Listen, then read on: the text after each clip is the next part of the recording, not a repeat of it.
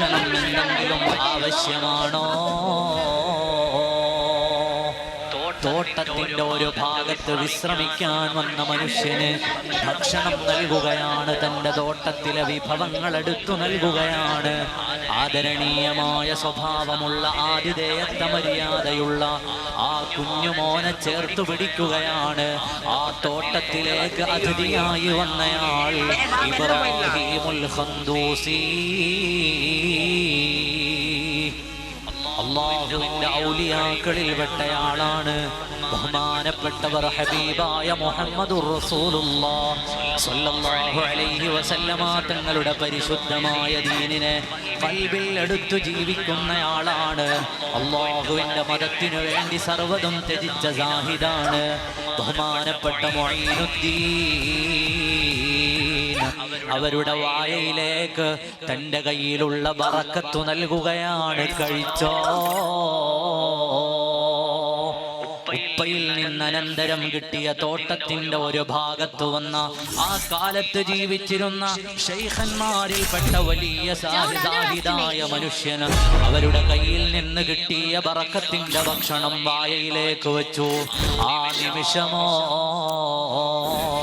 അവര് ലോകം തന്നെ മറന്നുപോയി. അല്ലാഹുവിന്റെ മഹാന്മാർ എന്നെ അല്ലാഹു തആല സൃഷ്ടിച്ചത് ഈ തോട്ടത്തിന്റെ ഒരു മൂലയിൽ പണിക്കാരനായിരിക്കാനല്ല, ഈ തോട്ടത്തിന്റെ അറ്റകുറ്റപ്പണികൾ നടത്താനല്ല, പഴങ്ങൾ പറിച്ചെടുക്കാനല്ല. ഇവിടെ വരുന്ന അല്ലാഹുവിങ്കൽ നാളെ കണക്ക് പറയാനുള്ളതാണ്. എൻ്റെ യുവത്വം അല്ലാഹുവിൻ്റെ മുമ്പിൽ ബോധിപ്പിക്കാനുള്ളതാണ്. എൻ്റെ യൗവനം അല്ലാഹുവിൻ്റെ മുമ്പിൽ ബോധിപ്പിക്കാനുള്ളതാണ്. എൻ്റെ ജീവിതത്തിൽ അവൻ നൽകിയ അനുഗ്രഹങ്ങളെല്ലാം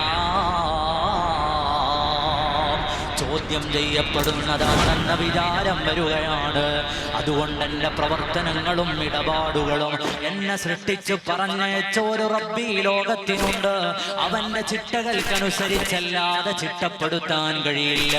എൻ്റെ ശരീരം അവനാണ് നിർമ്മിച്ചത്. എൻ്റെ ശ്വാസോച്ഛ്വാസം അവനാണ് നിയന്ത്രിക്കുന്നത്. എൻ്റെ ശരീരത്തിൻ്റെ വളർച്ച അവനാണ് നിയന്ത്രിക്കുന്നത്. എൻ്റെ ആയുസ്സിൻ്റെ ഒടുക്കവും തുടക്കവും അവനാണ് നിയമിച്ചത്. അവനാണ് നിർണയിച്ചു തന്നത്. അവനാണ് ഫാഷനർ, അവനാണ് ഡിസൈനർ, അവനാണ് ഷേപ്പിനർ, അവനാണ് എല്ലാം. അവനാണ് ഓൾമൈറ്റി. അവനല്ലാതെ ഇലാഹില്ല, അവനല്ലാതെ അധികാരിയില്ല. അവന്റെ കയ്യിലാണിതെല്ലാം. വിചാരങ്ങൾ അവരുടെ ഹൃദയങ്ങളിലേക്ക് വന്ന നിമിഷം ആ തോട്ടം വിട്ടെറിഞ്ഞ് ഖാജാ മുഈനുദ്ദീൻ റളിയല്ലാഹു അൻഹു നടക്കുകയാണ്. അല്ലാഹുവിന്റെ ദീന് പഠിക്കാനാണ് അവർ യാത്ര ചെയ്തത്. ബഹുമാനപ്പെട്ട ഹുസാമുദ്ദീൻ ബുഖാരി തങ്ങളുടെ അരികിലേക്കാണ്. ആ കാലഘട്ടത്തിലെ വലിയ മുദർരിസാണവർ.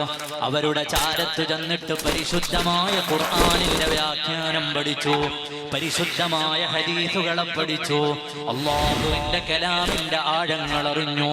അതുമായി ബന്ധപ്പെട്ട് ഏതെല്ലാം വൈജ്ഞാനിക മേഖലകളുണ്ടോ ആ മേഖലകളെല്ലാം അവര് കരസ്ഥമാക്കി.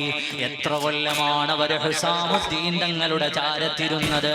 13 കൊല്ലം അവർ ഹുസാമുദ്ദീൻ തങ്ങളുടെ ചാരത്തു നടന്നു. അവരിൽ നിന്ന് അല്ലാഹുവിന്റെ ദീനിനെ അവർ പെറുക്കിയെടുത്തു. പരിശുദ്ധമായ മതത്തിന്റെ ആഴങ്ങൾ അവരറിഞ്ഞു. അല്ലാഹുവിന്റെ ഔലിയാക്കളെല്ലാം അങ്ങനെ തന്നെയാണ്. അവരുടെ എല്ലാവരുടെയും വിലാസം എന്താണ്? അവരണിഞ്ഞ വസ്ത്രമല്ല, അവരുടെ വേഷങ്ങളല്ല, അവരുടെ ഭാഷയല്ല. അവരെല്ലാം നിറഞ്ഞ അലിമീങ്ങളാണ്, തികവത്തവരാണ്. 4 കിതാബയും മറ്റുള്ള സുഹുഫയും നാദൻ അരുളാലെ ഓതി ഉയർന്നോവർ യാ മുഹിയദ്ദീനി. യാ മുഹിയദ്ദീനി യാ മുഹിയദ്ദീനി അബ്ദുൽ ഖാദിർ ജീലാനി. മുഹ്യിദ്ദീൻ ശൈഖ് റളിയല്ലാഹു അൻഹുവിന്റെ ഇൽമാണത്.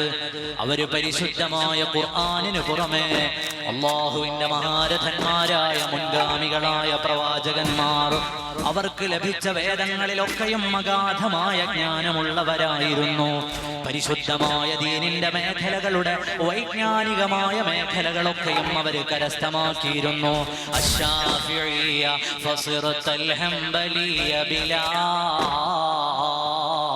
അല്ലാഹുവിന്റെ പരിശുദ്ധമായ മതത്തിന്റെ വ്യത്യസ്തങ്ങളായ മദ്ഹബുകളിൽ അഗാധ ജ്ഞാനമുള്ള നേതാവായിരുന്നു ഔലിയാക്കളുടെ സുൽത്താൻ ഖാജ മുഈനുദ്ദീൻ ചിശ്തി റളിയല്ലാഹു അൻഹു. അവരെ പോലെ വലിയ ഇൽമുള്ളവരാണ്. അല്ലാഹുവിന്റെ